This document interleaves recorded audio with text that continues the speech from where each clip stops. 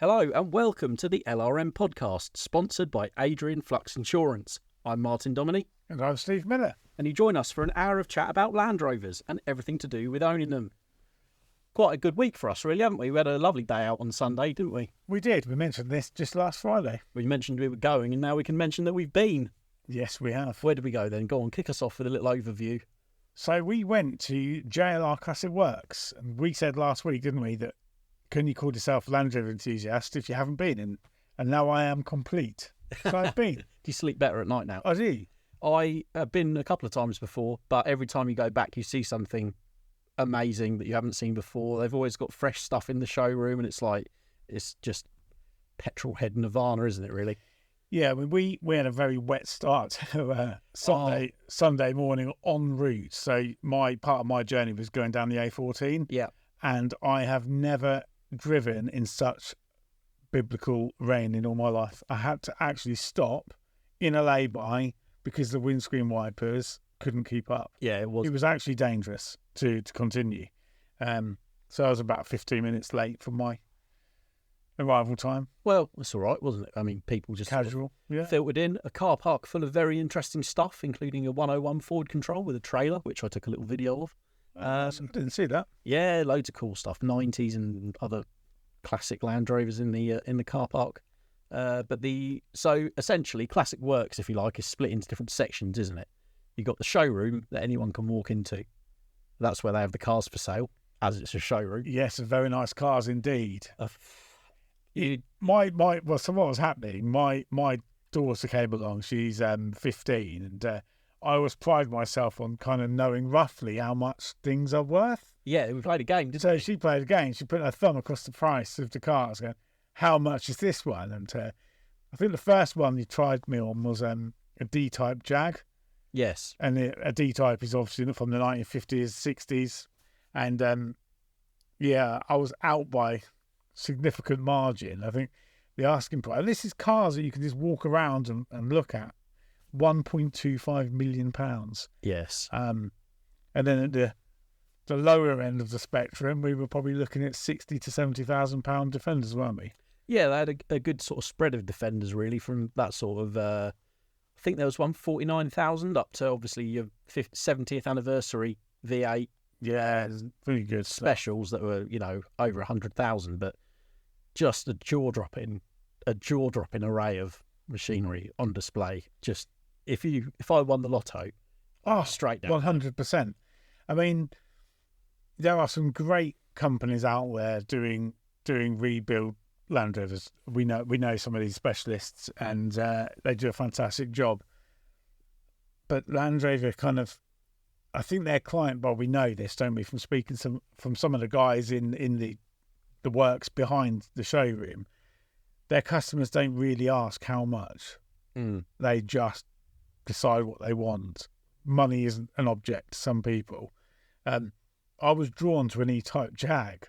I must be true middle-aged now, because E-Types are on kind of my radar, if you will.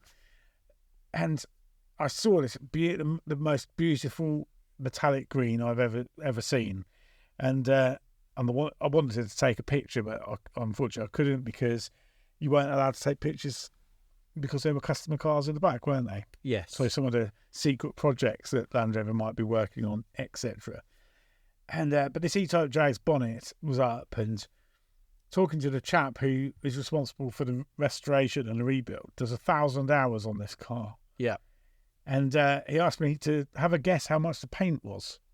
And this is just the pot of paint for this metallic green E-Type. Was it green? Right, okay. Yeah. I did look at it. You're listening to LRM podcast, by the way, UK's #1 Jaguar podcast. Yeah, but I'm not talking about Jags.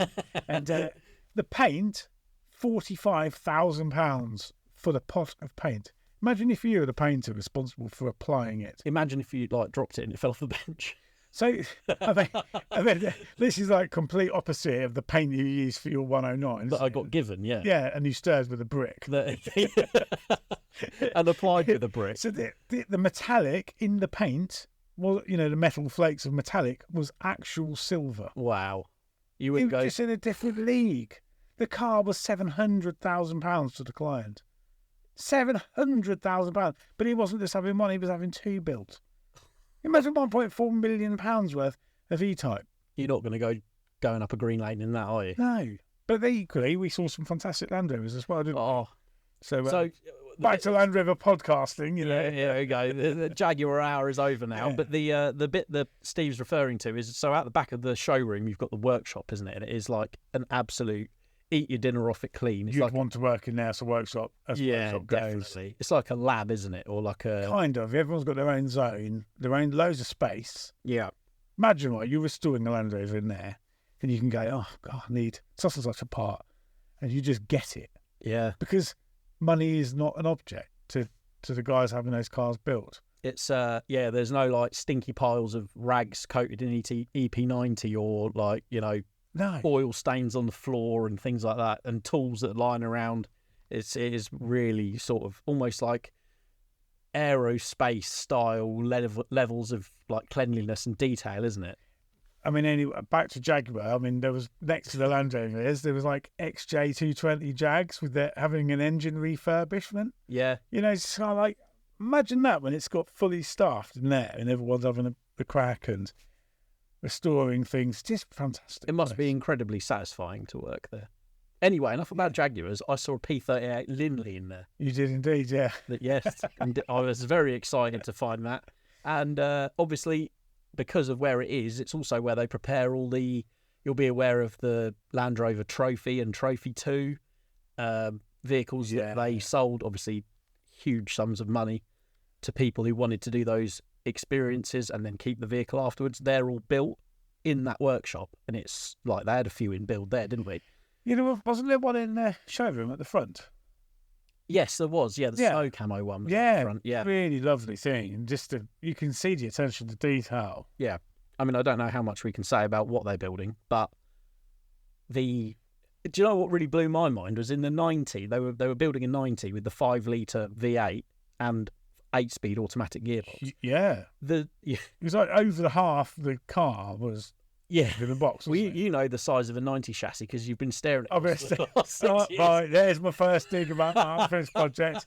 Anyway, before we continue, we'll tell that story in a minute, right? So back to the size of the engine and box in that rolling chassis. And so a 5-speed, a 5-litre V8 with an 8-speed gearbox and then LT230 transfer box on the back takes up, it looks like at least half the length of the chassis. More than half. The V of the engine in that between the chassis rails, it is a monster, isn't it? Because one of the tricks of the trade there is the P38 steering box, isn't it? Yes, I was chatting to one of the engineers and I recognised that steering box, and sure enough, they use Range Rover P38 brand new, boxes. obviously. Yeah. So I'll recondition, rub it off an old scrap or something, just bolt it on, wipe the oil off. Oil-stained monstrosity off and on. A brand fine new steering box, wasn't it? Bolted on the external.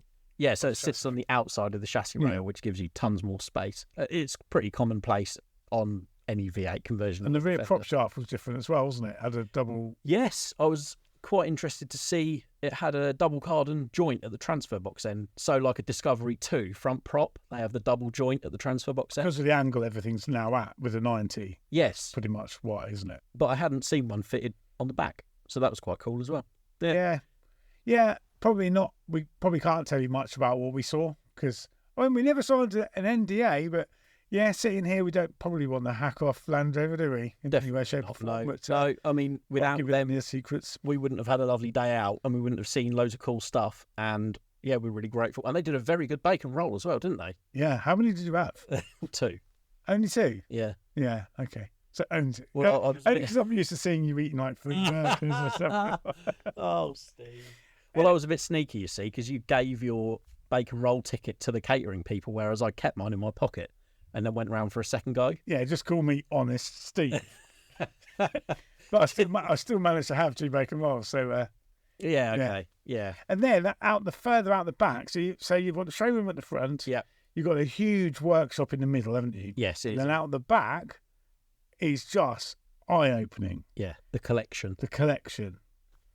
2 cars high. Racks and racks. I don't know how deep. 3 cars deep each side. It was, Yeah. and down the centre. Yeah, just there was some stuff in there, man. An amazing mixture of stuff as well, because There was like a complete crashed into classic Range Rover, wasn't there? I think that was out of a film. There must have been. I think that was in a Bond film. Yeah. There was also a rolled over L663 new shape Defender, which was definitely in a Bond film. Yeah. Some bowler tube frame stuff. I can't remember the exact name. The CSP something or other. Oh, of course I know. Yeah. CSP 575. There might be. I should have looked. Loads of Series 1s. Loads of lovely Series 1s. Loads of Series 2s and 2As. Series 3 station wagons. Absolutely gorgeous. P38s, you just said. Yes. Yeah. Some very, very oddball and Loads of Jaguars. yeah, Yeah. loads of Jags. Paid loads of attention to them. I did. I know you did.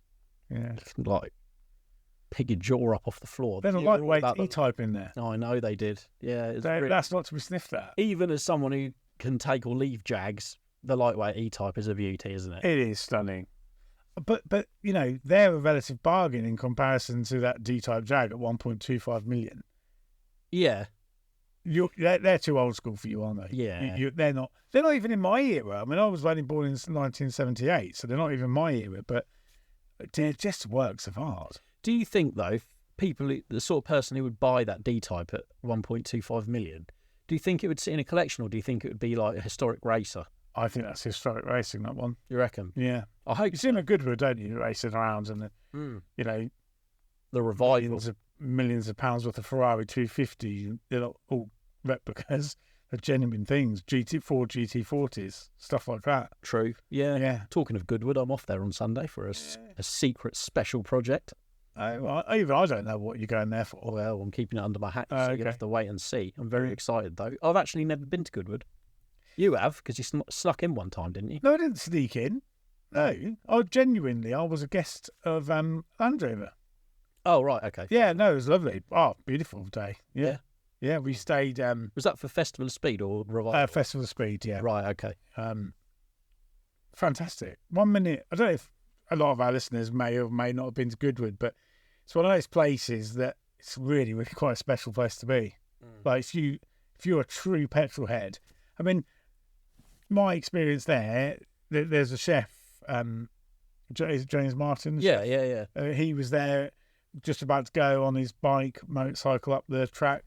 Keanu Reeves was stood next to him, and there's me. Really? I was just, you're just walking around the paddocks. Hobnobbing with celebrities. Yeah, not really. Just walking around and think, this is amazing. Like the people you just see, and the cars, and the smell, and the noise. There you go, then. Love So it. if your numbers come up, you can get yourself a D-Type and then go. No, I wouldn't buy a D-Type. You'd have a lightweight E-Type. Semi-lightweight E-Type, actually. What's the difference? One's half. I don't know. One's a full race car, isn't it? And a semi-lightweight, Is one I think, is... narrow with unboltable body panels that you can drop out of a plane, like a lightweight Land Rover? No, just less track focused and more usable for the road. That's my interpretation.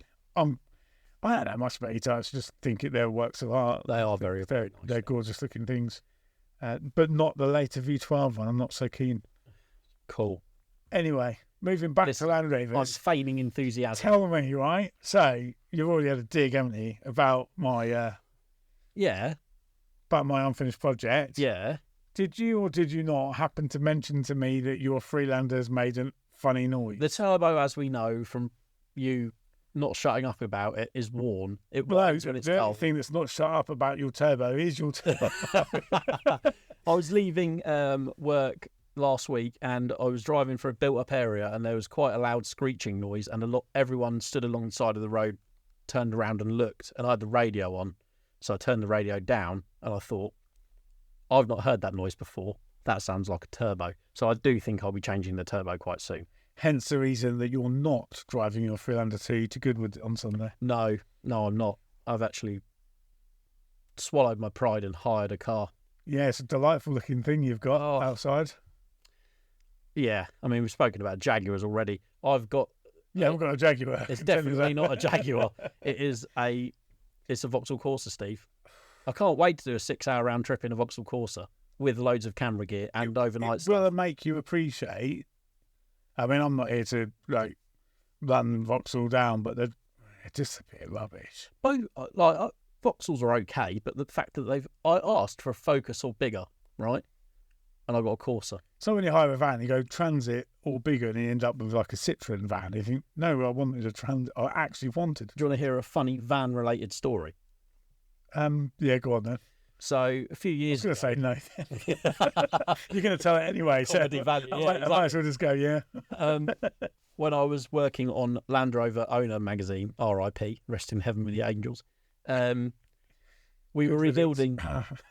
That was a joke. You got to earn yourself a slap, Steve. That was a joke. We were rebuilding. I liked Land Rover Owner, for the record. You're going to let me tell this story? Yeah, go on. What was the blue 90, which then turned into the red 90, yeah? Yeah. We were doing it at Britpart in Shropshire.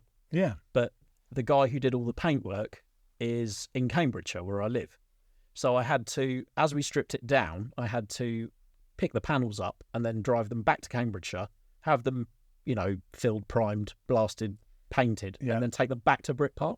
Which is quite a thing, isn't it? Taking like freshly painted panels in a van. It was nerve-wracking, I tell you. The first time I did it, though, I hired a van because I didn't have anything around that was capable of taking, tubs and huge lumps of Land Rover. Drove all the way to Britpart, started filling the van up, got to the tub and realised that the van was too small and it wouldn't fit. So I got everything else in, brought it back, and the paint guy was like, I've booked booked you a space this week to do all this work. Where's the tub? I was like, well, it was a bit of a mishap with the van. I couldn't get the tub. I gave him the wings and everything else, and he wasn't very happy. He didn't speak to me for a while. But I ended up borrowing a van and then doing a separate run all the way to Shropshire, like 3 hours away and back, because I should have got the tape measure out. Measure twice, as they say. Yeah, measure twice, cut once. Yeah, I was tempted to cut the tub in half and rivet it back together, just make the runs, make it work, but thought better of it. Yeah. Anyway, right, last Friday, and we're here again on Friday. It is Friday. We were joking, weren't we? So people would have listened to last week's podcast, which in fact is this week's podcast. But anyway, confusing. We said we were influencers. No, you said we were influencers. No, I reckon we are like influencers, right? And we were joking, weren't we? Because we don't like the influencer. It's overused, isn't it? But then, all of a sudden, we receive an email from one of our listeners, and we've influenced him. Unfortunately, it does appear that we might actually be influencers, and this listener actually goes as far as saying those exact words. Yeah. I was shocked. And not only that, I actually... You know, this means we've made it. Yeah, great. Henry Alcock emails, Hi, first of all, I must say I'm thoroughly enjoying the LRM podcast, so please keep up the great work. I love the weekly dose of talking about buying Land Rovers, and this has actually influenced me to go out and buy a second one. Good man. The vehicle in question, which I'm actually familiar with or aware of because I was on my eBay watch list, is a very early 1997 Freelander, which I'm told is number 382 off the production line and is ex-factory owned due to its sporting an R-BDU registration. This was actually John Masters selling this, who was on the cover with his Discovery Camel. Lovely, yeah. A few months ago. Good vehicle to be. The podcast reminded me of how great restoring a Land Rover can be, so I'm excited to take on a new project and get the old Freelander back on the road. So I must say thank you for the influence. I feel like he's digging the knife in a little bit with the overuse of the word influence. Yeah, I did feel that, but we'll take the praise where he's attached a lovely photo of his Defender 90 towing a trailer with said Freelander on. What a fine looking setup that is. Perfect. Wouldn't you agree? I like the 90 as well.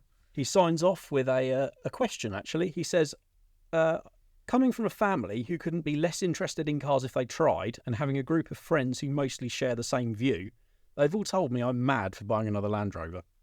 So my question is, have you ever bought a car or Land Rover despite everyone telling you not to? And if so, what was it? I would say most of them, actually.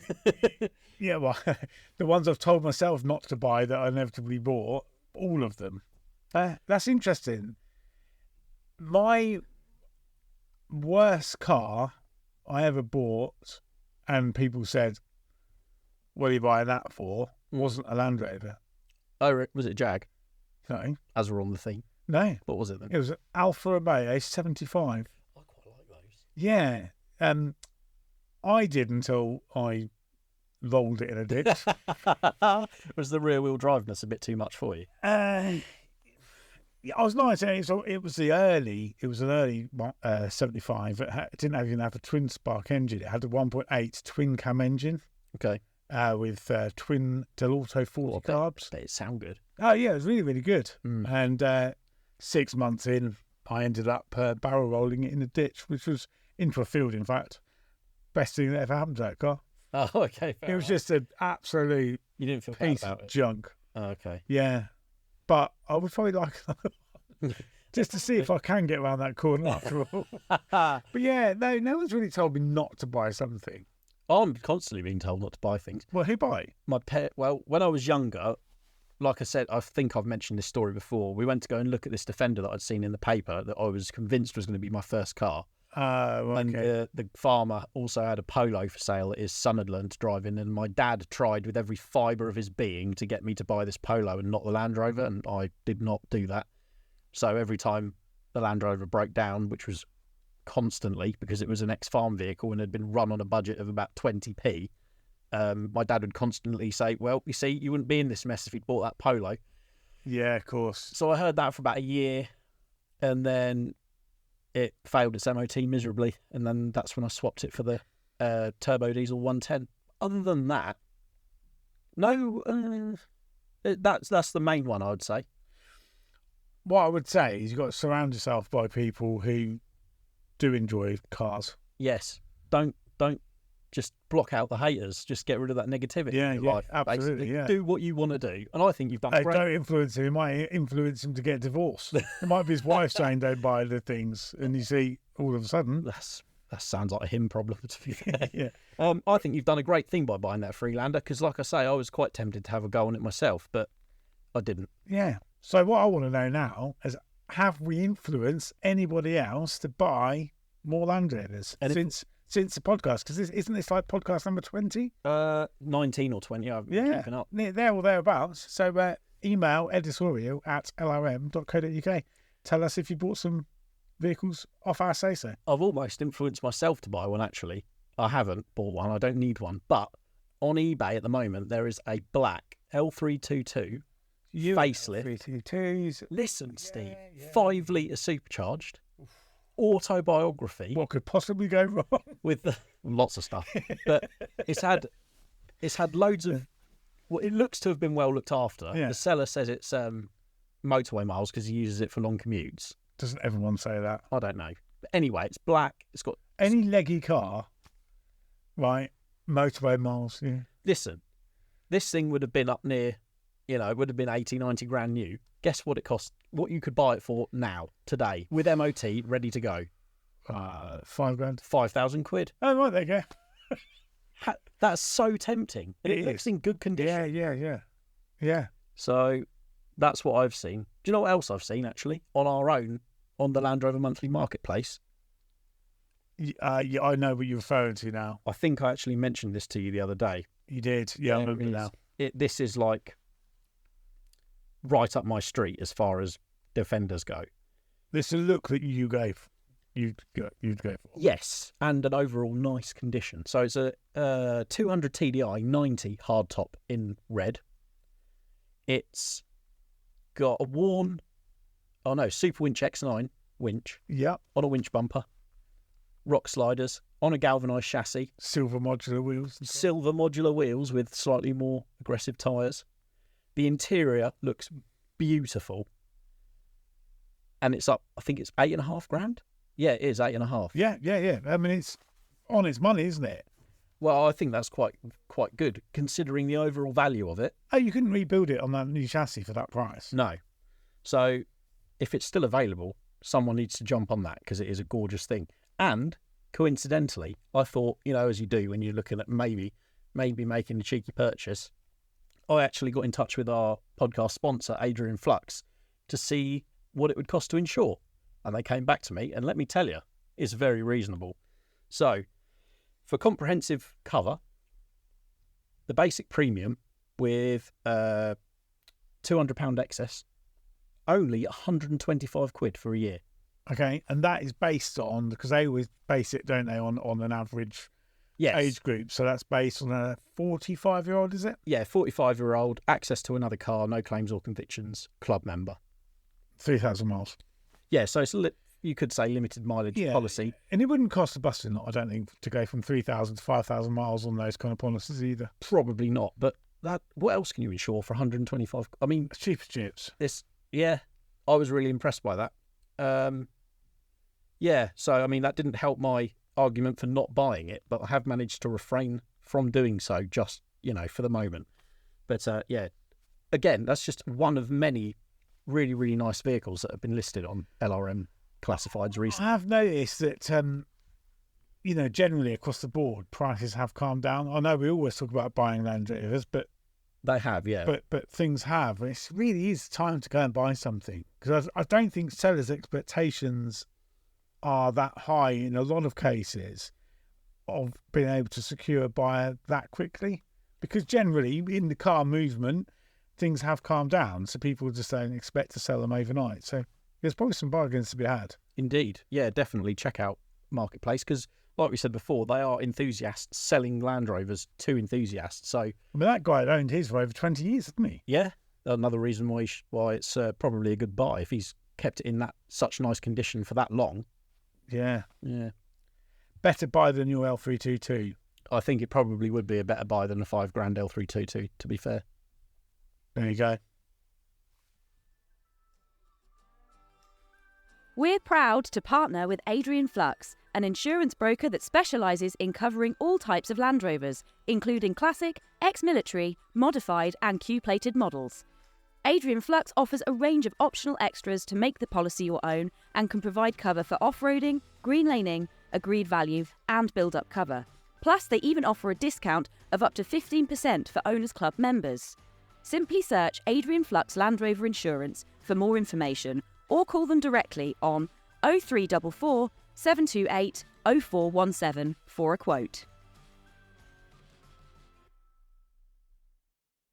So going back to what we were talking about earlier on our journey to JLR Classic, the weather has been absolutely horrendous this week, hasn't it? Has not stopped raining around here. It has been crazy. Flooding all over the place. So, great in some ways for Land Rovers, but it does tend to bring out the social media heroes who want to drive through 8 feet of floodwater with no respect for nearby houses or other road users. So if you're going to drive in floods, have a bit of fun, but just be a bit, have your head screwed on. Yeah, it's interesting, right? So if I can quickly find it, it's just made me think of something. So one of, I refer to him as my mate Pete. Oh, yeah, we know Pete. He's local, these local Facebook groups. Yes. It's around his area, so he's in mid-Bedfordshire. It's all over the news. The A421 near Bedford has flooded so significantly. This is the main route from Milton Keynes towards sort of the A1. Yeah. That's 12 feet of water. Really? Yeah, I was on that road only last Sunday, and by the Monday, it had flooded to that level, so I had to close the road. It's not going down. The water has got nowhere to go. No. Must be a massive blockage. And loads more has fallen since then. But funnily enough, right, so let's talk about driving through water. If I can quickly find the post, one thing about, here we are. So one of the local groups is, this is probably AI for you. Driving through floodwater. This is what it says. I know, yes. Drive in first gear as slowly as possible, but keep the engine speed high and steady by slipping the clutch. Yeah, if the engine speed is too low, you might stall. If you go too fast, you could create a bow wave. Water will flood the engine and it could cut out. So, now we know that that's not true. I'm no off-road driving expert, but the first thing you're taught when it comes to driving through water is to create a bow wave because it keeps water out of the engine bay. So AI can swivel as far as I'm concerned. A bow wave is simply a gap of the water is lower at the front. Your car is pushing water away from radiators, fans, etc. And it creates a bow wave. And the speed to drive through that water is the speed of the bow wave. Yeah. Consistent speed. Not slipping the clutch, because inevitably you might burn the clutch out. Exactly. And if in doubt, just don't go through the water. It's as simple as that. Yeah. The other week, on the way back from JLR last Sunday, I was going to. I thought I'd go and have a look at the local canal. Braunston, it's like the canal capital, great place. And along that route was a flooded piece of road, and people were trying to sort of give way to one another. People were driving through that, they were accelerating to make a splash. There was a Seat Ibiza or something like that. A guy came through and he had to stop, and all the water was gushing out of the engine compartment onto the road and out the wheel arches. The chances of him hydraulicing an engine through that, people need to slow down through flood water, or if in doubt, just don't do it. You would think, given how popular the Rufford Ford videos on Facebook have been over the last year, which is now closed, I believe, because people keep blowing their cars. Well, it became popular on social media, and everyone was flocking there just to drive through water. Yeah, and like crowds lining the road watching to see if people would get through or not. You would think that you'd learn from their mistakes and not drive like a complete... Yeah. But the other thing, of course, in our world, in Land Rover circles, not so much with Jags. I know you're hard on the Jags this week, but having a raised air intake does not make your Land Rover completely, deep water ready, because a lot of the time, unless you've sealed the raised air intake to the wing and then all the way from the wing to the engine air intake fully with silicone or whatever, it can still get water. You've got breathers in the axles, haven't you? Yeah, you've got exactly that. So you're driving along miles at a time. Obviously, your axles and the oil inside gets hot. You then plunge that into freezing cold water when you drive through it. The air inside the axle contracts and it sucks through the breather. Well, that's fine. That's the whole point of the breather. But if the breather's underwater, you're just going to fill up your axles with water. Great. Which isn't good. Kills your bearings. Every side goes rusty. But similarly, like I say, you see it all the time. Kitted up Land Rover or any 4x4 with a snorkel on it, you think you're invincible. Yes, you're far better prepared than normal, average road users, because your air intake is higher up as standard. But if you haven't sealed from where the engine physically breathes the air in at the turbo or the inlet manifold to the top of the air intake, the raised air intake, you're no better off. Water will still find its way in. So it does. Heed my warnings. Beware. Yeah. Yeah. But in the UK here, we are getting more extreme weathers. We are, yeah. And more extreme flooding, definitely. Major problem. Indeedy. So, yes, by all means go out and have a... The other thing, of course, which always makes me cringe, is you see people flying through floodwater in residential areas with houses either side, and gardens are flooded, or the people who live there are already struggling to keep water out, or you're pushing more water in. Exactly, and you're just creating a tidal wave. Imagine if, you wouldn't be happy if you lived there, so I'm not being a killjoy here. Just think. That's all I'm saying, Steve, right? Yeah. This is like when you run your soapbox about, like, driving incorrectly on green lanes, wasn't it? Well, I think that soapbox, I'll put it back away now, but I think it comes out for good reason. Shall we move on to Product of the Week? That's a positive move. Do you want to do the Product of the Week jingle, or are we not bothering? The jingle? Yeah. Product of the Week. Yeah, thank you. That's absolutely fantastic. You did a cracking job there. Right, so this not is... in tune. Well, I'll let it go this time. Yeah, okay. This is a storage box from Defender Rear Tubs. You know Defender Rear Tubs? I do. Do you know what they make? Defender Rear Tubs? They do. They also make some very smart... They remanufacture, don't they? Defender Rear Tubs. If you were restoring one and they were, just buying basically a new rear tub. To OE spec, don't they? Yeah, So it is fantastic. buy it, paint it, bolt it on. Yeah. They also make very cool accessories, like Defender-styled garden accessories, things like that. The latest in their range is a storage box, which is in the style of like the rear quarter of a Defender. So you've got the rear panel with stop tail and an indicator light in it. Corner piece of capping, just like the back of a Defender. But it's got a nice little lid on top, so you can keep things in it, like kids' toys, firewood, laundry, whatever you fancy, indoors or outdoors. It's a cool accessory, I think you'll agree. No, definitely, yeah. You'd have that in your garden, wouldn't you? Yeah, I've seen they do other bits and pieces, like umbrella stands. And, things for a few logs by your fire. Indeed, the whole range of all the bits and pieces they do, including the tubs themselves, available from Defender Rear Tubs Limited, all one word, ltd.com. So go on there, check them out. These storage boxes, 260 quid. So I'll tell you what, Steve, when you get yours finished, you could buy some in the same colour and you could like have matching storage boxes. Yeah, great. When I get it finished. Although, right, I've seen a colour of paint in we're not talking about metallic E-type green here. You're not spending 45,000 quid on a pot of paint? No. But I did see a vehicle in there, not saying too much, but I saw a vehicle in Classic Works. I asked what colour it was, and it's a fantastic shade of grey, which I'm actually thinking about now. Because initially, that's what you wanted to do, wasn't it? Like mid-grey. I liked mid-grey, which is 1960s colour. But it's the colour I've seen is a different one. Well, now you've seen it in person on a bit of Defender. You've sort of had a bit of a change of heart. And well, yeah, we talked about that purpley colour, didn't we? From I can't even remember what it's called now. Amaretto. Amaranto. I'll get told off if you don't say it properly. Yeah, Amaranto. Yeah, fantastic colour. But yeah, I know we agreed, didn't we? You'd help me build the Land Rover if I painted it the colour you wanted. Yeah. But yeah, we'll see. Well, yes. I mean, I can't disagree that grey does look very smart. I don't think you'd be wrong to paint it that colour at all. Yeah, it is nice, especially if you, like you say, fresh galv on all the cappings and good set of wheels. Made it look really, really good. And you've got a black soft top for it, haven't you? Yeah, I have, yeah. Yeah, so that would work with grey. That would look good. Yeah. So, should we do a quick feature of the week? Yeah, go on then. We haven't got a jingle for feature of the week. It's just feature of the week, isn't it? Product of the week's easier to sing, isn't it? Oof.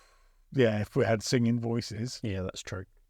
So, feature of the week this week is going to be from our technical section of Land Rover Monthly, and it is a little beauty from Alistair Cusick.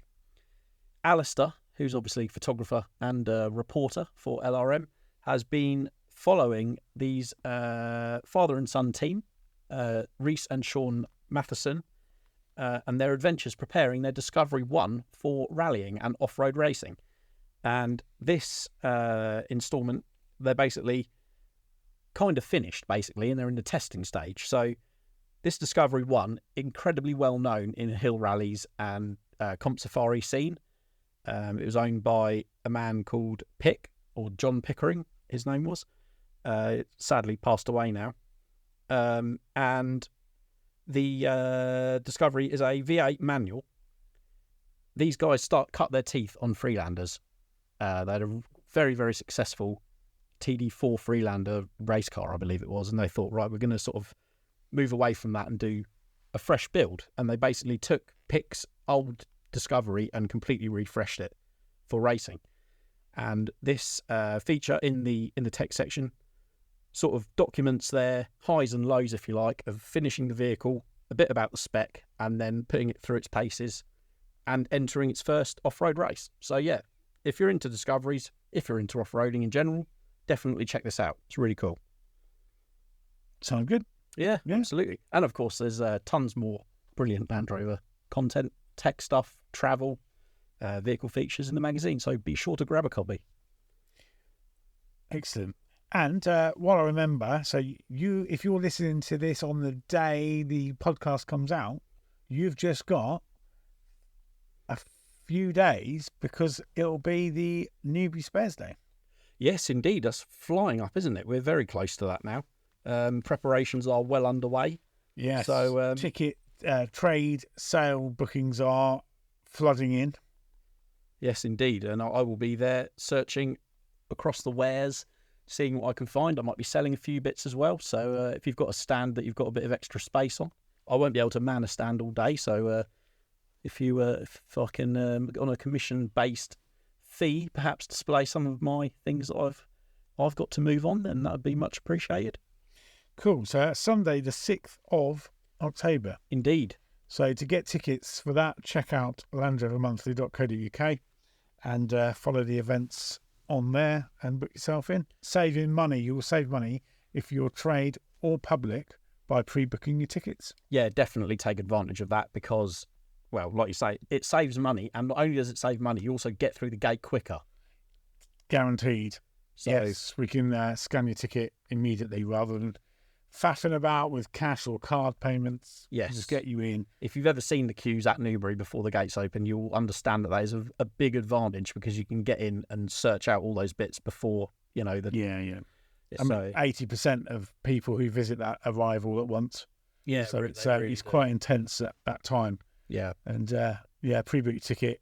We'll get you through the queue as fast as possible. absolutely. And if you can't make it to Newbury, don't worry, because we've got Malvern and Ripon. Yeah, so a week later, Ripon. I know we talk about this in every podcast, but we're excited for the Spares Days because it's been a while. We've had a bit of a summer break, haven't we? Yeah, definitely. So a week after Newbury, we're at the Ripon Racecourse in Yorkshire. Again, book your tickets on landovermonthly.co.uk.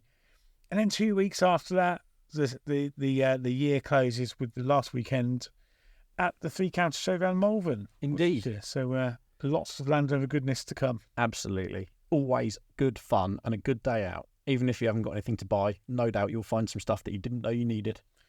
Yeah, if only I had time at these shows. Oh, Yeah. I've left my violin at home. I can't play you a song. Someone earlier got their violin out in the office for me. Did The they? smallest violin in the world. It's tiny. Why were you moaning? Yeah, like normal. Oh, yeah, like normal. It's to be expected. I must start carrying my violin around with me more, to be fair.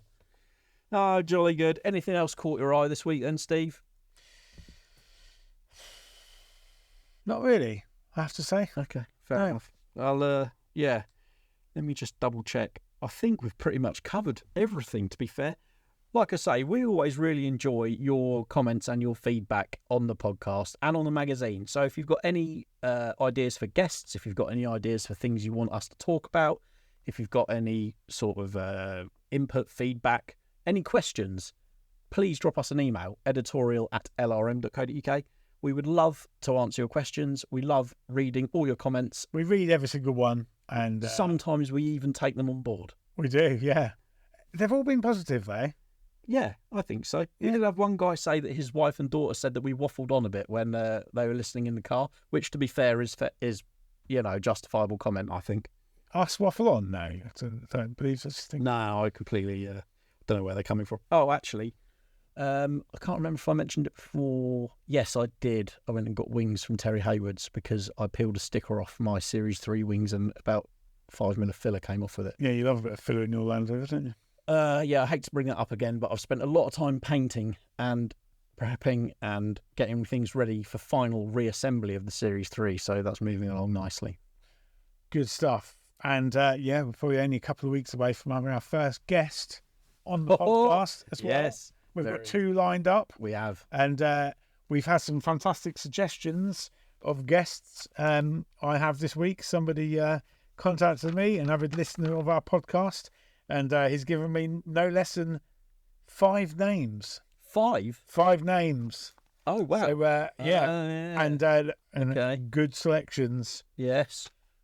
We can achieve some of these, some We of them can. not so much. I'm not sure where we would find him out. I don't know if they're even still alive. It'll all be fine. I think they all are. Are they? Yeah, preferably we'll get people that are alive on the podcast. If the phone keeps ringing, then we'll just assume that they can't come on. If rather than assume that they've died. well, it could go either way, couldn't it? Yeah.